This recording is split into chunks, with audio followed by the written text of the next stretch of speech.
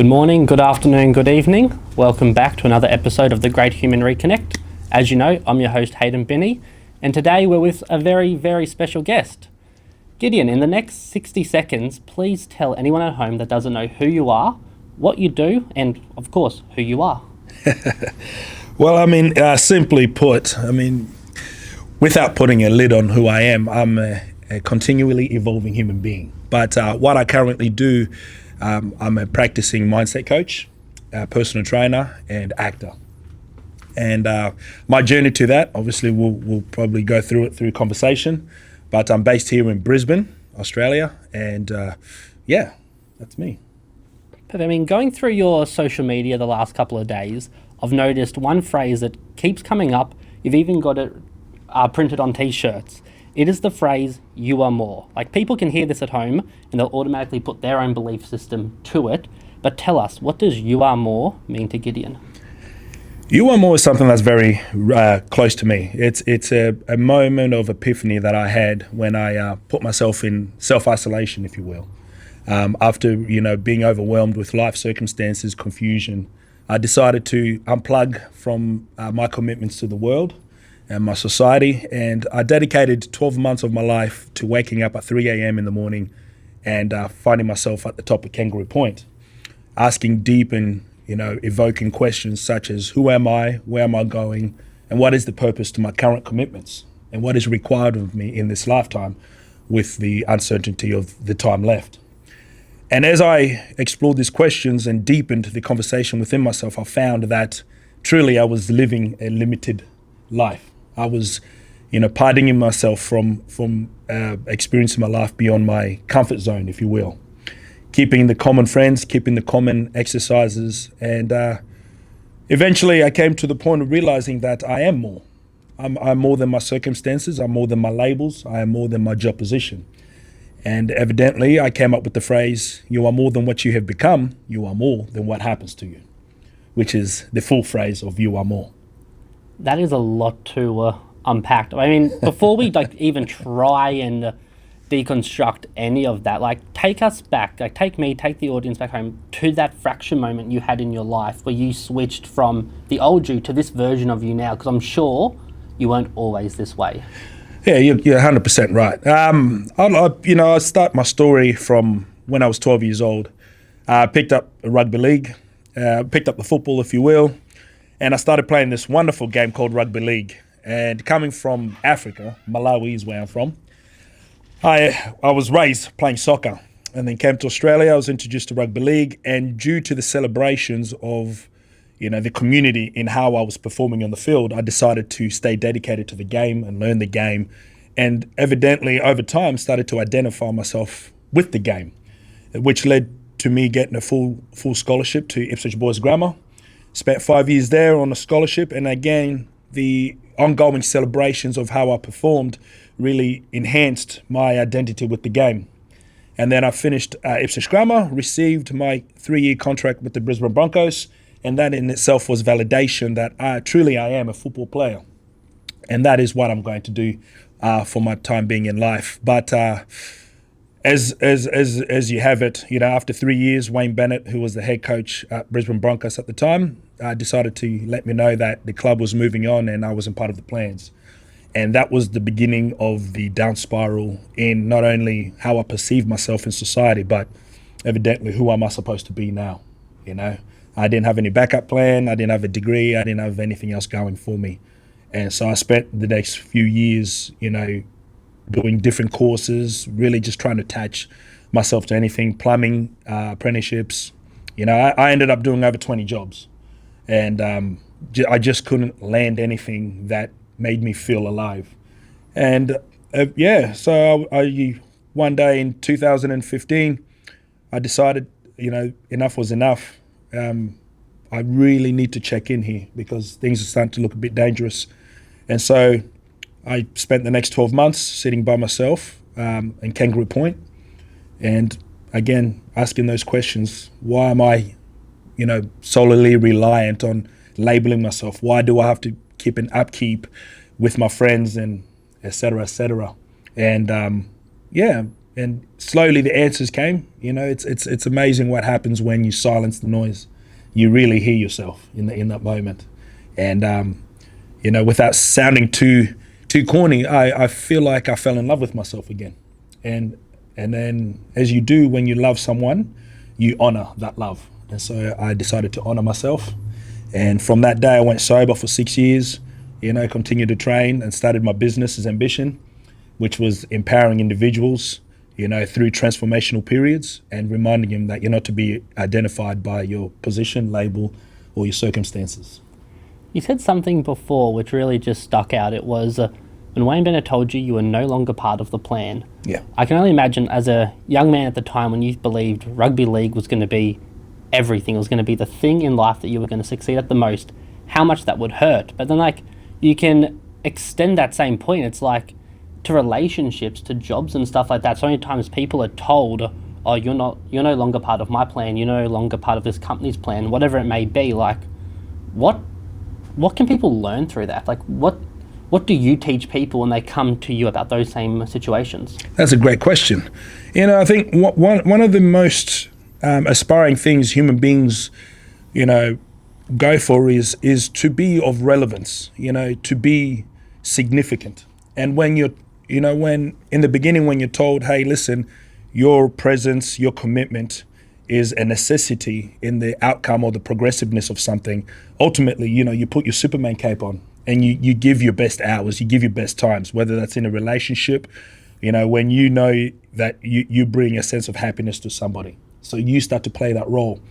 And what tends to happen over time is we forget that we were actually on a journey of our own, and we start to become part of a journey of a progressiveness of that which we're committed to. And so one thing I teach people is remember who you are, remember who you were becoming prior to your commitments, because in that moment, it becomes very dangerous when you attach yourself and your identity to something or someone. You forget yourself evidently, and when it's taken away from you, you're left with a void, and that's the void where all the grief and the loss of identity takes place. And essentially it's a lot of work to climb out of that one. That's a big thing. Before you said it was corny. I don't think it's corny at all. It's you had to start to love yourself again. Amen. So many, I spoke with someone just the other day. They've sort of gone through a 17-year journey of going from drug substances and stuff like that to getting clean. And it was nice. The biggest thing that they said was through rehab, they loved him back to life. Come on. I find so many people, especially these days, you can log into your social media, see all this sort of you have to go through this love is weak, love is not strong, stuff like that. And for a long time, I believed those same things. I was just a product of what I consumed. But then once I've realized, probably in the last couple of months, it's nowhere near as long as sort of the journey you've been on. And I've got a long way to go to say love myself. But it's you realize you've got to, if you don't love yourself, if you cannot be comfortable in your own thoughts, you're going to continually go through your entire life relying on validation from others, from careers, from partners and stuff. And then when that stuff goes away, because at the end of the day, everything is, nothing's finite, nothing lasts forever. It's going to disappear. It's when you lose that, you lose yourself. And it's Absolutely. just a crazy thing. And so many people go from there and they spiral into depressions. They can... Correct. Addictions and stuff like that. It's a really dangerous place. It is. It's very dangerous. Yeah. One thing you mentioned was realizing their power and their potential. Why do a lot of people lack the ability to be able to realize their power and their potential? Great question. And I love this conversation. Often you'll find it's that sense of validation. The inner child in us wants people to applaud us, to say, job well done, And when we start to exercise and patronize the idea on waiting for that, we put ourselves on pause. We put our self-validation. I also like to open the conversation about self-permittance, where you give yourself permission to exist.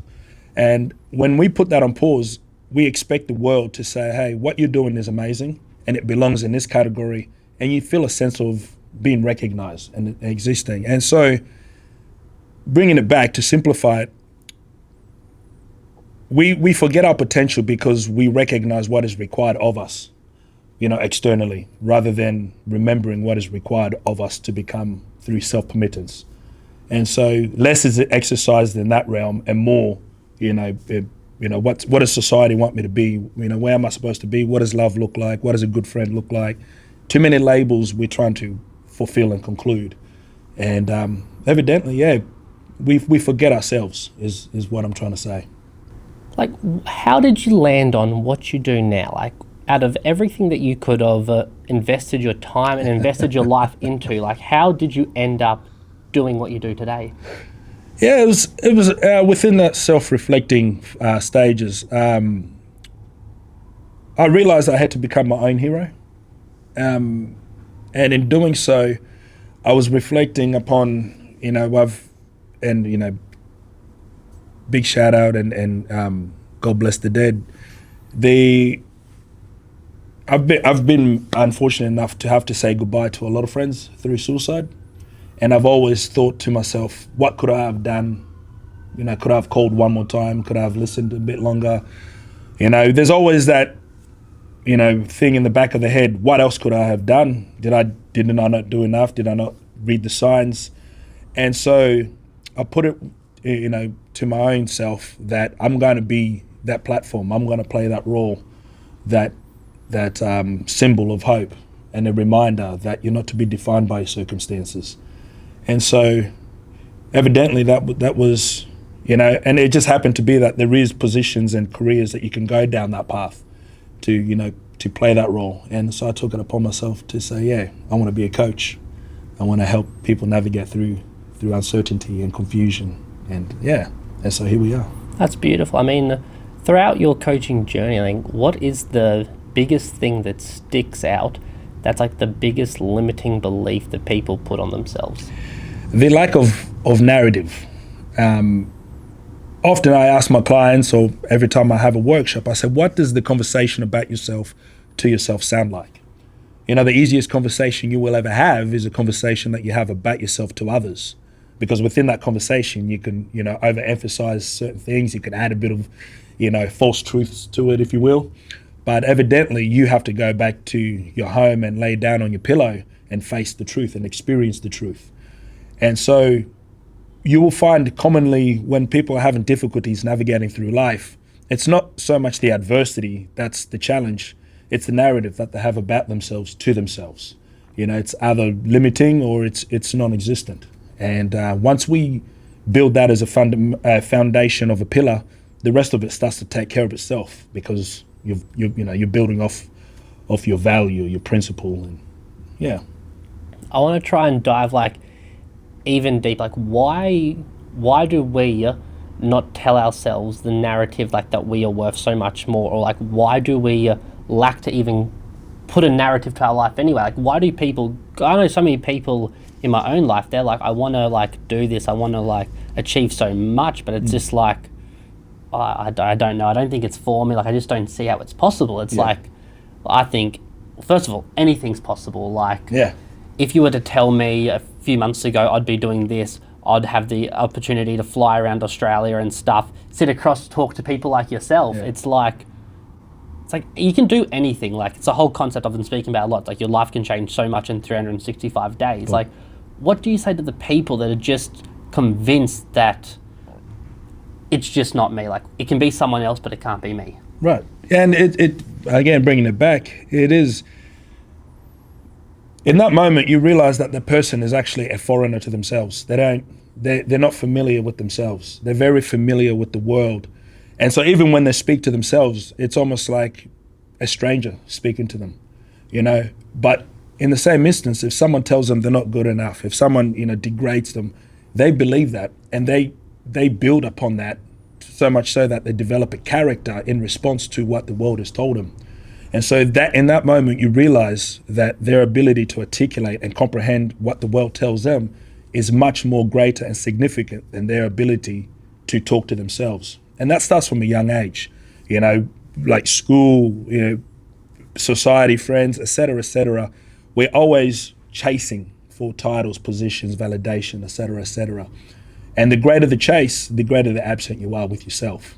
And that's why I always encourage, you know, get familiar with being alone, solitude, if you will. Get familiar with that, because a lot of us are moving through life so fast that we're overly ambitious, we're overly trying to consume, that we are distancing ourselves from ourselves by trying to attain the external.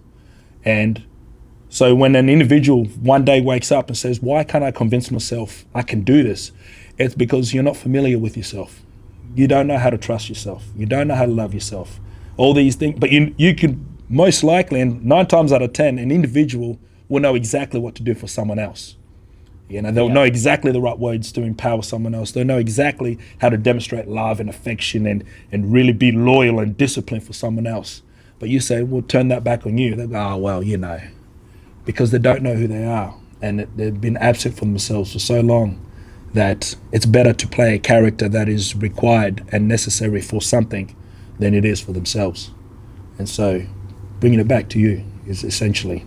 That's awesome. It reminds me of a quote I heard not long ago. It was like, for so many people, it's like trying to figure out what they have to do. It's like, picture your life as if there's a documentary crew has been following you around and the public's watching. It's like, what would they be screaming at the screen saying to you? It's so obvious. It's like, leave that relationship, leave that job. Like, it's so ridiculously obvious. It's like, sometimes you have to take yourself out of the equation. Like, you have to take it back, like, which is hard because, like, obviously we're in our lives 24/7. Like, we are so tunnel focused on like what the problems are. You just need to take that little step back, which obviously people like you can come in, and it's like also transforms people's lives, because it's like you're holding their hand, helping them actually take back and be like, look at this. Like, you've just been looking at this through this little hole this entire time. It's like, open up your mind, there's so much more to it. Absolutely. Like, how can people, like, it's all well and all saying like you just need to like know yourself better. Like, what are actual exercises or like people can practice to be able to be comfortable in solitude? Because I know 90% of people in my own life, I know they could not sit in a room in their own thoughts for like an hour, let alone maybe even half an hour, because they would just be so uncomfortable in there just because, like, what can we do to get better at this? Love that question. Very, very good question. And there's something that you highlighted in that conversation there. You said some people can't sit with themselves for very long, and it's daunting. It's daunting to really be by yourself with yourself. And that's something that I experienced, you know, in my 12-month transition and self-work. It is daunting. I essentially tried to run away from myself, if you will. And because I came to the realization I've neglected myself, you know, I was a people pleaser, I didn't know how to say no, you know, all these elements. And when you come to the realization that you've really wasted life, that can send you to even a darker place. And you'd rather make noise and be around noise to pay attention to that. So to answer your question is, what exercises can we do? I again encourage solitude. Yes, that's the first stage. But within solitude, it's not about sitting by yourself and, you know, listening to the wind go by. Start to get into a conversation with yourself, a conversation with the same level of conviction that you have with others. You know, start with identifying at least one value, a value you can operate out of. So the purpose of a value, for those of you who don't understand, a value ultimately is the foundation reason for the character that you're building. So one of my highest values is health and fitness.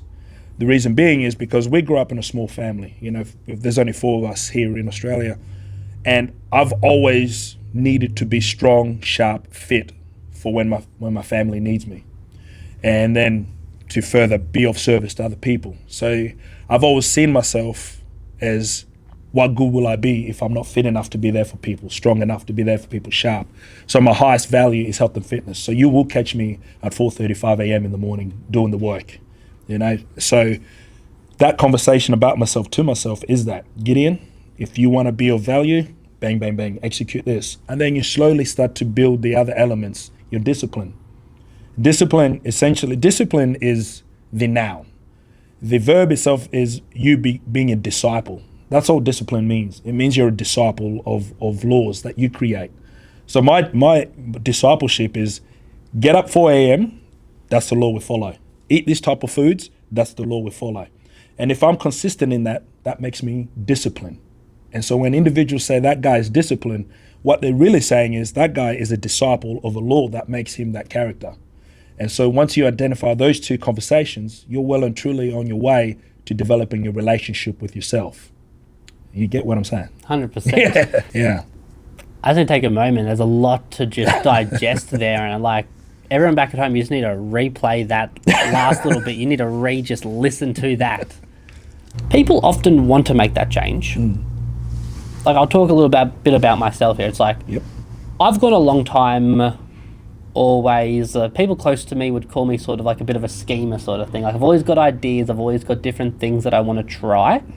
But can never commit to one. Can never commit to anything. It'd last for a week, it'd last for 2 weeks. Right.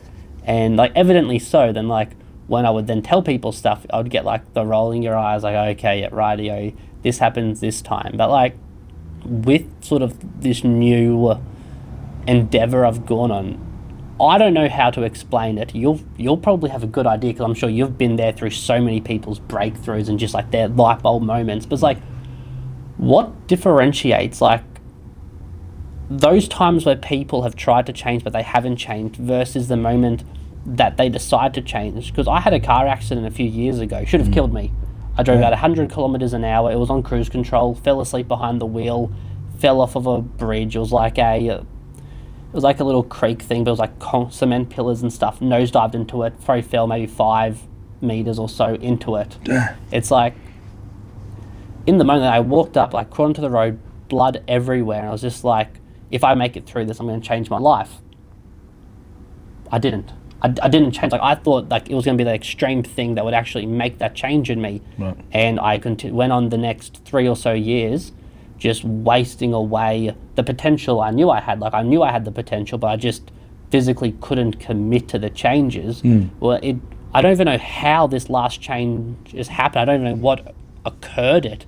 It was just like I've woken up and there's just like this, I call it like this violence, but it's not like the violence people think. It's like this positive violence and just passion towards what I want to do. But it's like, I don't know like why I made that change. And like, it's why did a moment that should have killed me not change me, but it just took this, it was probably watching a 30-second Instagram reel that actually convicted me to make the change and change my entire life trajectory. And I was able to, I was always so tight with money, didn't want to spend money on anything, but it was like all of a sudden, boom, thousands of dollars on cameras, thousands of dollars traveling around, renting studios, stuff like that. It's like, none of that matters because I'm so passionate on like what I want to build and like what I want this to grow to.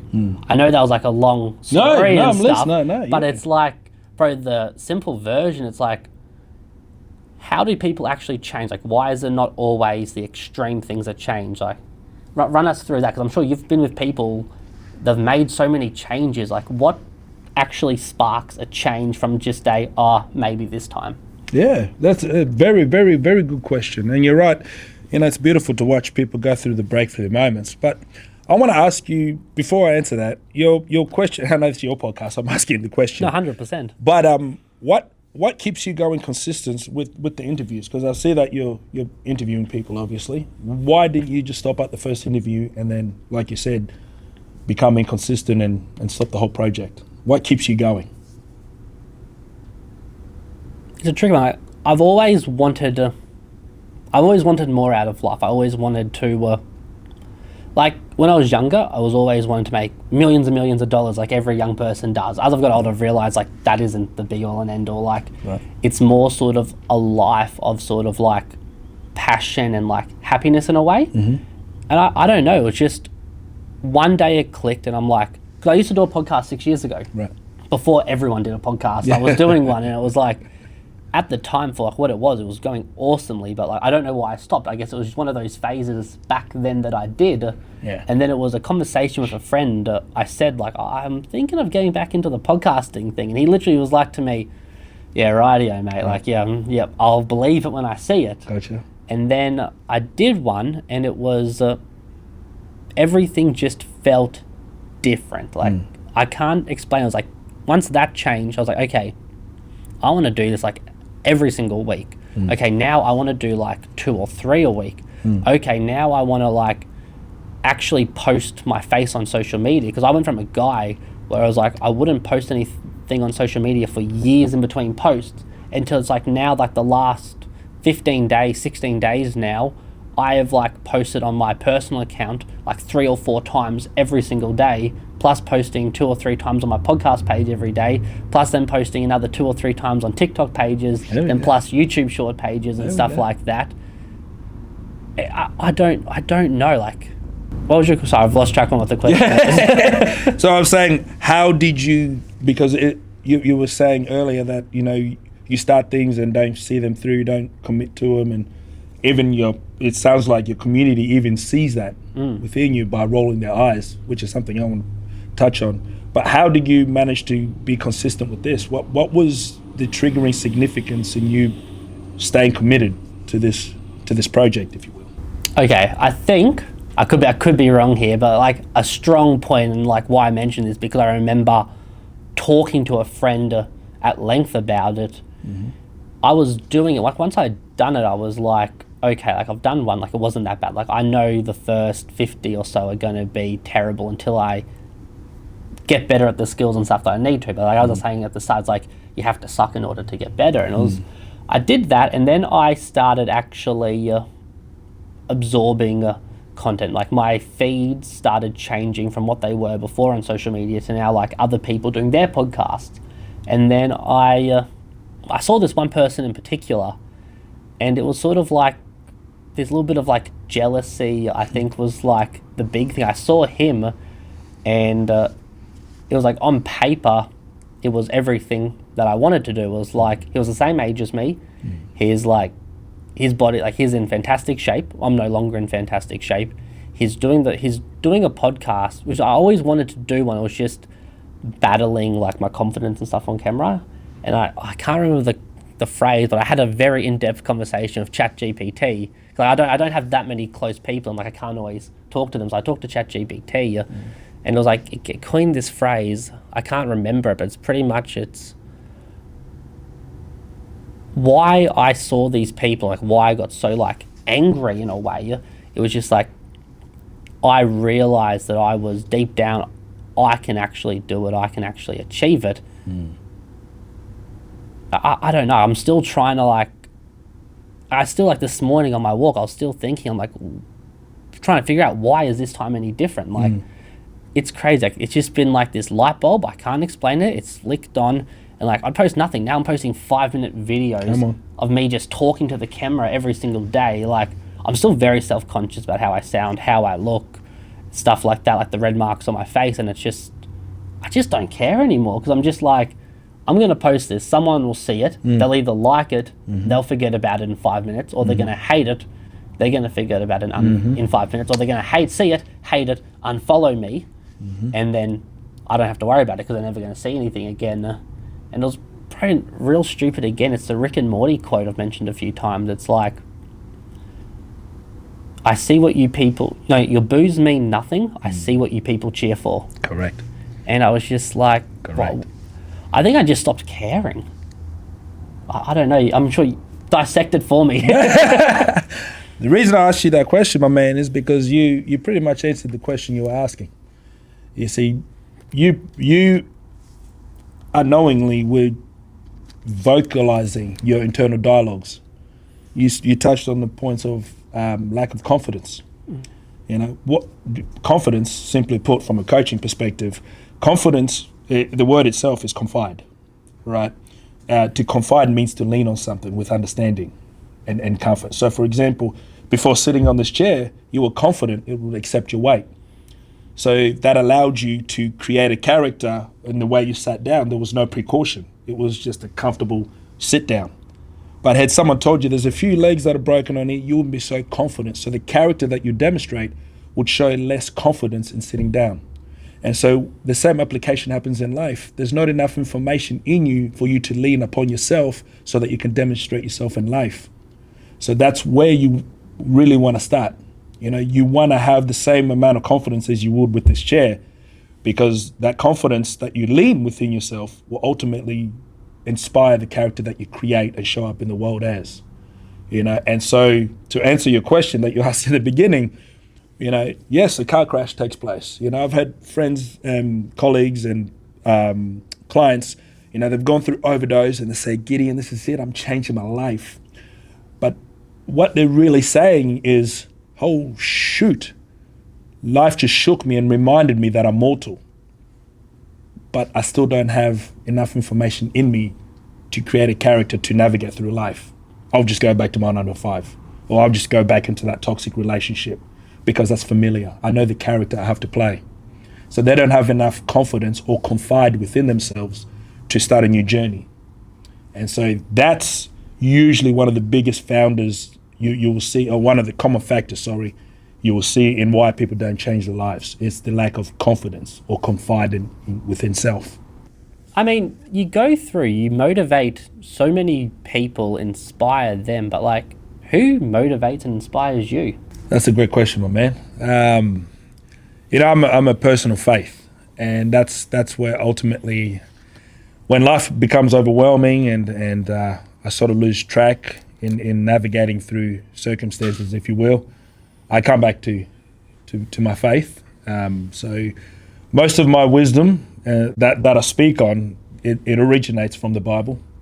For the likes of King Solomon, the book of Proverbs, Ecclesiastes, that's essentially, where it stems from. And, it's no different to, individuals that look up to the likes of, sporting icons like Michael Jordan, Mike Tyson, Brene Brown, even, Tim Robbins. If these guys are your inspiration, that's fantastic. They've all got books out, and so the Bible essentially is, 52 books piled into one.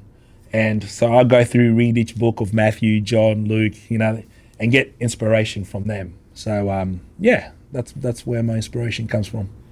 I love it. I'm also a man of faith. There we go, man. I'm making my way slowly, trying to actually read the Bible page to page. All right. I thought I'd start off at the beginning. I think it was Genesis and stuff. Absolutely. I'm like, oh, this is sort of like a little bit of a slow burn. I'm like, I've heard this. My mate's like, stop. He's like, don't read it. He's like, read Matthew, Mark, Luke, and John first. Start with the Gospels. Start with there, then go back to do all that stuff. But absolutely.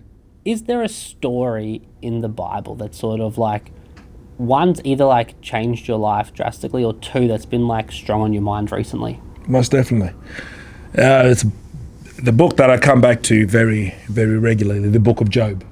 A man that lived a life, he had everything. He had a beautiful wife, presumably beautiful, children, stock, he had everything. And essentially the story goes, for those of you who don't know, the devil said to God, "That man is only loyal to you because you've given him everything." And God said, "No, I gave him everything because of his heart." And the devil said, "No, if you take away everything, his heart will fall too." And the devil says, "Well, let me at him. Let me take everything from him and watch that man fall." And so he does, evidently. It takes the wife, takes the cattle, takes the children, makes Job sick. And Job stands strong in his faith, because in that moment he realized, which is, again, the origin of my motto: you are more than what you've become, you're more than what happens to you. It's a reminder that you are not your flesh, you are not your circumstances, and that you are of the origin of a spirit having a humanly, earthly experience. And so that's always a beautiful reminder, coming back to that book, that that which happens to you happens for you, and you go on. Yeah. Why that verse? Why that story? Because I can very much attest and relate to that story. Losing, I've lost friends. Most recently I lost my father. Nearly lost my mother. Sorry to hear that. Yeah, no, we're good. We're here. We're moving on. And again, faith keeps me grounded. And I've lost things. I've had my car repossessed. I've been evicted from houses. I've had over 30 jobs. I've just, I've been involved with life. I've got myself involved, and I can confidently say I've lost more than I've gained, if we were to count in numbers. And in doing so, if it wasn't for faith, I think I'd be on the negative side, the other side of it all. I would have played the victim game, But Job is a perfect reminder that we go on. And evidently, after he lost everything, he endured that, and the devil gave up his ways, and he was bestowed upon with a new wife, and he rebuilt his kingdom and went on and lived his life. A perfect reminder that the sun comes out after a rainy day. I love that. I'd like to share with you what I've been sort of listening. Please. I'm not going to articulate as good as you did. I'm sort of paraphrasing, like, they're not stories, they're just sort of things I've heard that I'm trying to just go through my life. Right. It's like, one, God won't walk you to what he won't walk you through. Come on, man. Amen. And the other one, this I'm going to really butcher it. It is God's the only one that can make a bad situation a beautiful situation without even changing the situation. Come on, man. Yeah. And Amen. it's just constantly just like reminding myself, like, I am where I need to be for a reason. Like, I think that's probably, that's probably part of the reason that's like been that click as well. Thinking back on it, it was like, I no longer stress about, like, financially, am I the worst off that I've been in a very, very long time? 100%.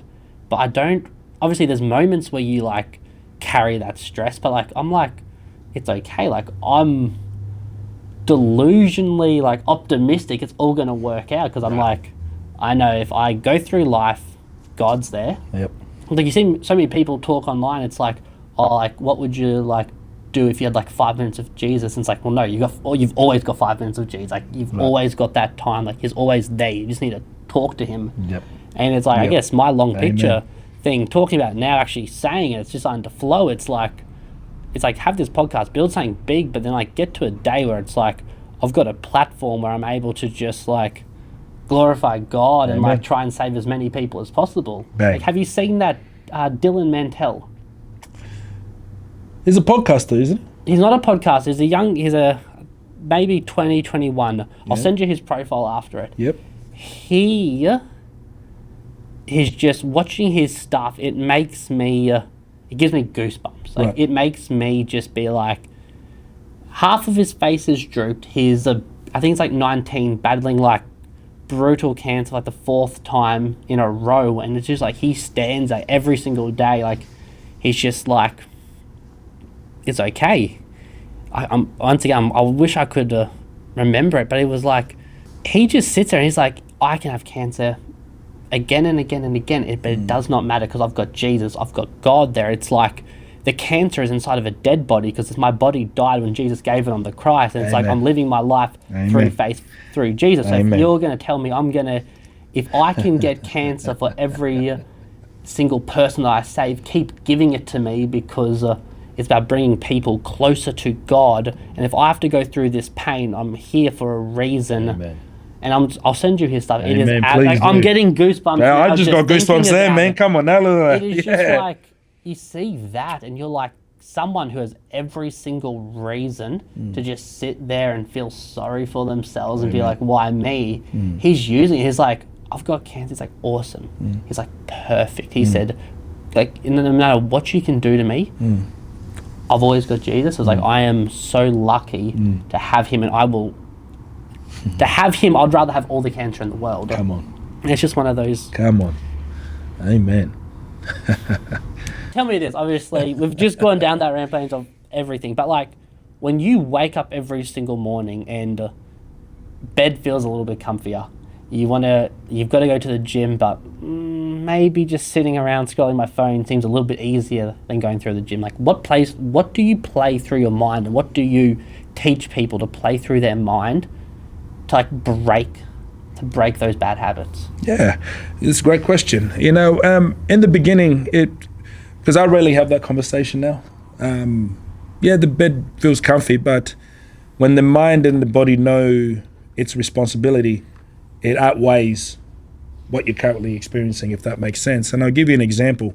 Currently, I'm doing a 50-day journey. I call it preparing to be a soldier of God. So I wake up every morning, 50 push-ups, read a scripture, and then pray and meditate on it. So I'm currently on day 15, And it's a 50-day journey. In the last 20-day journey, I'm going to invite the public to join me. And so I'll share the scripture and then say, read this in the morning, do your push-ups. It doesn't have to be 50, it could be 10, it could be 20. And then we'll discuss what you get out of it. And so to answer your question, how do you get out of the habit of conforming yourself to comfort?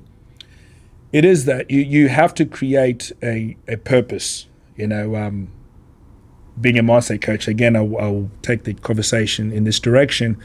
Motivation, we lack motivation because we don't understand what motivation is.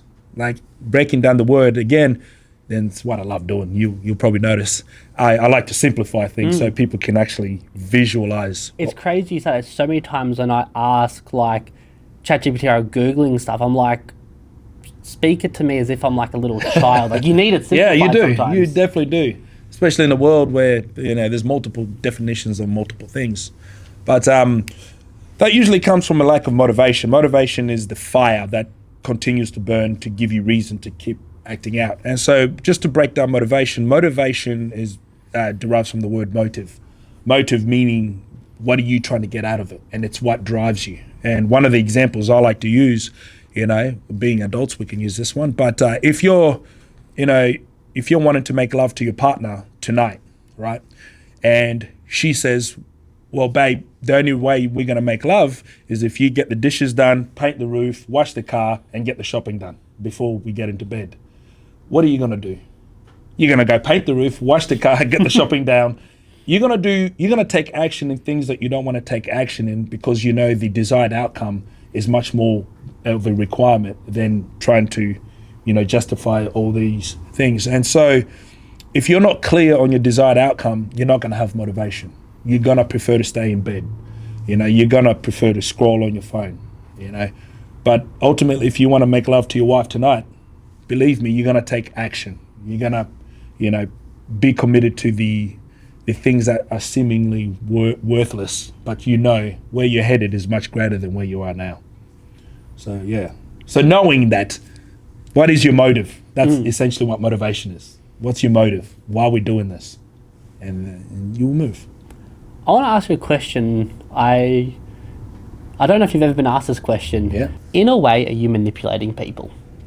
Manipulation isn't always a bad thing. Right. In your sense, you are manipulating people to become a better version of the version themselves that they think. So for the clip, are you manipulating people? No. No? No. I'm philosophizing life, philosophizing perception. Because philosophy has no definition. Philosophy just means deep, And so if you tell me your limitations, then I want you to be able to articulate your limitations right to the point of understanding. If you tell me you can't do something, don't just tell me you can't do it. Tell me where that truth derives from. I want you to be able to articulate in definition and in comprehension where that truth originates. And if you can't do that, then you're not speaking truth.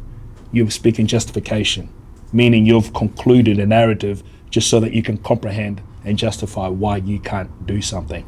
So that's how I work. To manipulate, and I get where you come from, and some coaches do manipulate because they're more, and again, this is not disrespecting any coaches at all, but when you use applications and give people narratives that's manipulation. If I tell you get up at 3 a.m. in the morning for your life to change, I'm manipulating you because you might not need to get up at 3 a.m. You might need to get up at 9:30 for the implications of your life to change. All I'm looking for is what you tell me where the origins are from. And if we can't find the origins, then we're going to have to create a blank canvas and let's start from there. That's awesome because it was exactly not what I was expecting. Like when I was thinking of the question, I'm like, this here's going to be awesome because I'm like, I wasn't meaning like it was a negative. I'm like, true, so many people do. Yeah. Like that's the whole beauty of this. It's like, I came in with that thing and now I'm leaving. It's just like, wow. Like it's just really opening your mind. That's the whole point of this conversation. Exactly. Just opening people's mind. But like you lead me into my next segue. What advice out there in sort of the motivation mindset like segment do you disagree with? Like what are people putting out there that you see and you just have to bite your tongue and be like, This is going to get some clickbaits and I'm ready for it. Yes. Because if you don't have it, if you're not willing to defend an idea, you don't have an idea. Come at on, all. man. Amen. Amen. You're on the money. The first one that's got to go, ladies and gentlemen, affirmations. All right. The reason I say that is because affirmations, I'll give you an example. If you're waking up in the morning telling yourself you're beautiful, you need to be able to tell me in deep conversation what beauty means. Is it solely reliant on image? Is it acceptance of self? And you need to articulate that to a point of comprehension. Because when you have the conversation about yourself to yourself, if you're not understanding what you're saying, then you're all about hype. Because the moment you walk out the door and the world says Kim Kardashian is beautiful and you look nothing like Kim Kardashian, guess what you're doing? You're slowly degrading yourself. And then your workplace says Courtney's beautiful or James is beautiful, you look nothing like Courtney and James, lower you go. Yeah. So basically the world is going to challenge your truth and belief to the point that by the time you get back home, you've been living a lie, and then you've got to reset and then find a new affirmation. So get rid of affirmations. Only bring in affirmations when you conclude a conversation about yourself to yourself, and then put the label on that, and that becomes your affirmation. For example, if I wake up in the morning and I say, I'm strong, I'm powerful, and I'm beautiful. What is the definition of strong, Gideon? Articulate that. What is the definition of powerful? And what is the definition of beautiful? And if I know what I'm saying, then I know what I'm saying in summary. Because an affirmation should be a summary of the deep in conversation that you're speaking, not some repeat some Instagram person gave you, because you're fast tracking yourself to disappointment, really. Yeah. Right. So affirmations, and secondly, there's a whole list, but the gym. Your gym is not a place of remedy. It's a place where it's a foundational place. So if you go through a breakup, if you're going through depression, if you're going through all these elements, yes, get your body moving, but don't solely rely on gym as the remedy, because that's a trick you're playing on your mind, and soon you'll become codependent on exertion.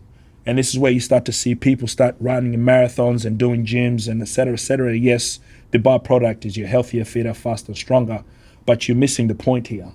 The point was to come to a point of resolve of what you were experiencing, but also deepening the relationship with yourself and understanding yourself, not by what you do, but how you're comprehending your existence.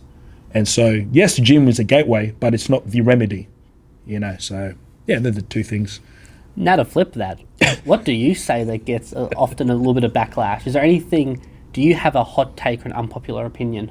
Yeah, I do, and I love it when people inbox me. But this idea of having a conversation about yourself to yourself, I get some messages that this can be a traumatizing thing, encouraging people to go into isolation, because if they trigger themselves in solitude, there's no sort of debrief moment that they can go through, and there's no one to sort of help them navigate through it. And so if they traumatize themselves in isolation, where do they go?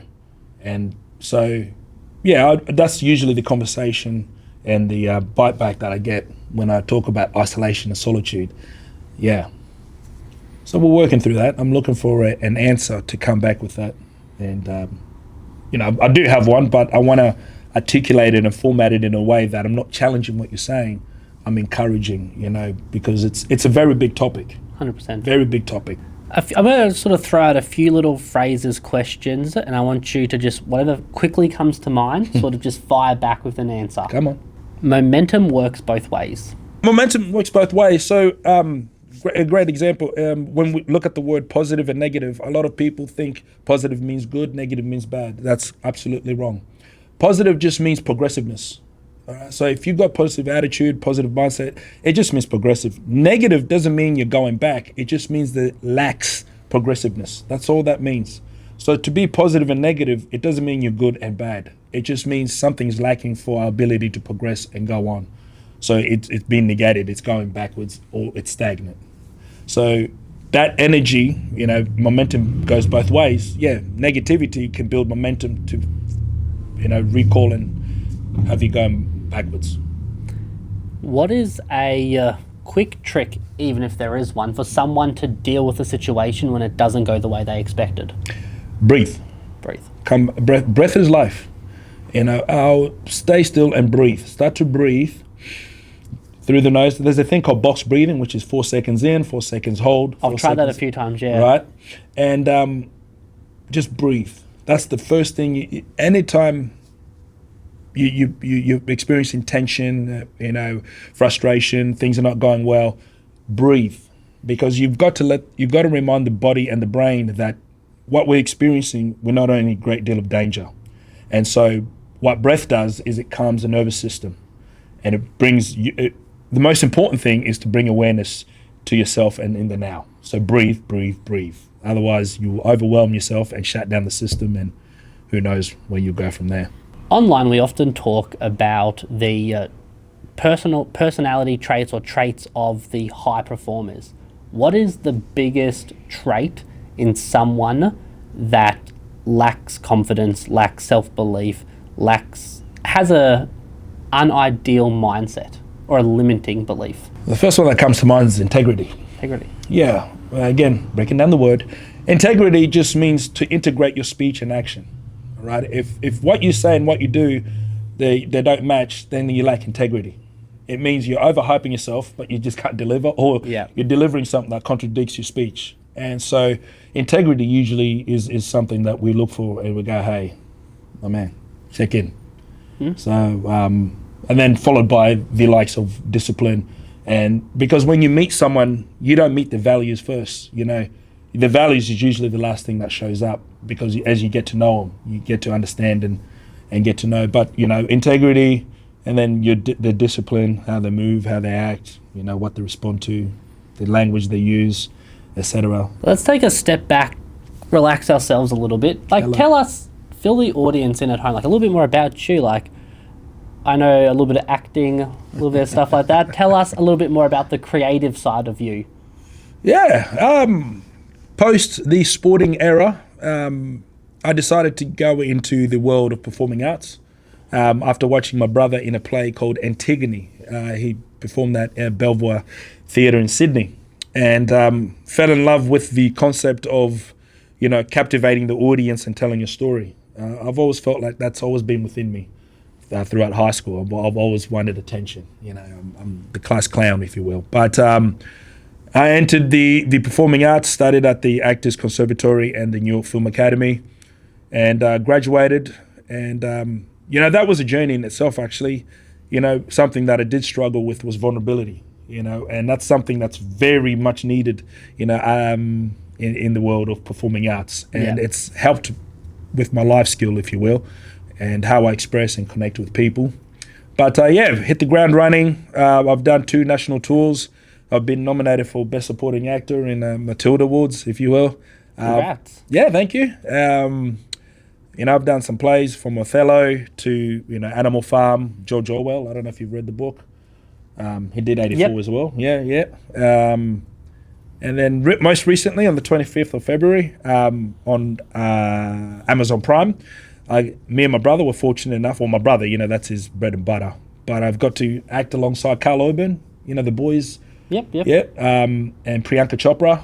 Oh, yeah. So I play the bad guy. Ooh. I always get the bad guy roles, for some reason. I want to play the daddy's coming home character, but I never seem to get that. But so that was my first feature film. To land something like that is phenomenal. So 25th of February comes out, Amazon Prime. And then later on in the year, I've got a theatre called The Second Coming, which will be showcasing at La Boite. The creative field, it's an interesting one. I find...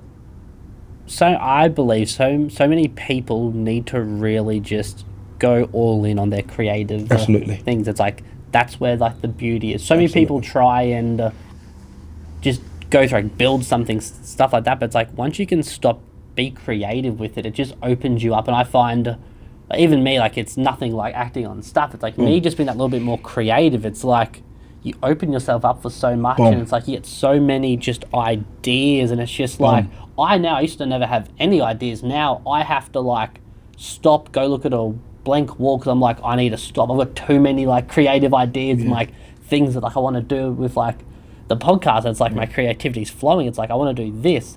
Then I want to get to the point where it's doing in-person debates. I'm the moderator, got 2 guests. I don't want to move into other more TV show sort of things. I'm just that creative flow can bring so much positivity out of you. I mean, it probably helps you with like obviously the coaching and everything like that. Absolutely. Through like the acting, like you gives you the ability. So many people can't or struggle. I struggle a lot with it. It's like not being like that socially awkward and stuff like that. Like you can, it's so much easier for you just to connect with people. Yeah. I mean, in a way, like you're not, but like putting on a character like, in a way sort of thing. Like it can sort of help. Like you can go from like that. If you're in a bad mood, like sometimes you're in a bad mood, you just can't change it. Yeah. But like probably having that experience like in the acting, it's like you're probably better off. Like you can flick it and be like, okay, I got to go into a different character, got to change. Like that's happened, but now I'm like boom into this. Yeah, absolutely. That it reminds me of a great preacher, teacher, if you will, Miles Monroe. He once said, you know, we're born to be creatives. We really are. And he says a quote that goes, a job is something that they pay you to do, and work is something you were born to do. And work is what essentially we're supposed to be doing, is it's being a creative. You know, they can fire you from the job, but they can't fire you from your work, you know. And essentially what he's saying there is we weren't made to, you know, show up and then clock out. We were made to create and create and create. And that's where the magic is born. That's when you get to experience your own existence, if you will. You know, and I think that's where a lot of, you know, spiritual death takes place, is when we think it's just about the job. Before we wrap this up, is there anything you feel that you need to get off your chest today? Is there something that you don't normally get asked about that you feel you need to share? Not really. My thing is always been, and I always ask God for guidance. It's to advocate the message to individuals that you're not to be defined by your circumstances. Reminding individuals that no matter how overwhelming it may seem in that moment, that's not you. Life is not happening at you, it's happening for you. That, as James 1 says, you know, rejoice when adversity is bestowed upon you, because your faith is being tested, it's being built. And not to crumble and fall, because circumstances, and I always say this, circumstances, they're not going to break you. We permit ourselves to be broken.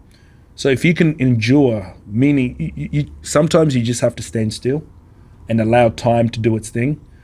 But we're not always going to have the ability to fight back, you know, and have the right answers, the right action.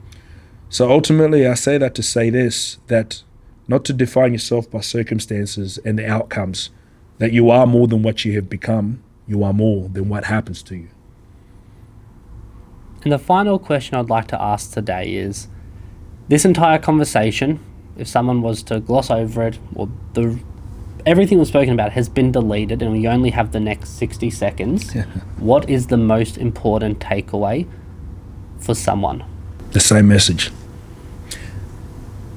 A reminder that you are significant, you are relevant, you are not what happens to you, you are more than what you have become, you are more than what happens to you. Awesome. Well, thank you for coming on. I appreciate it. I appreciate you, my man. Guys, this here was another episode of The Great Human Reconnect. Until next time, stay safe.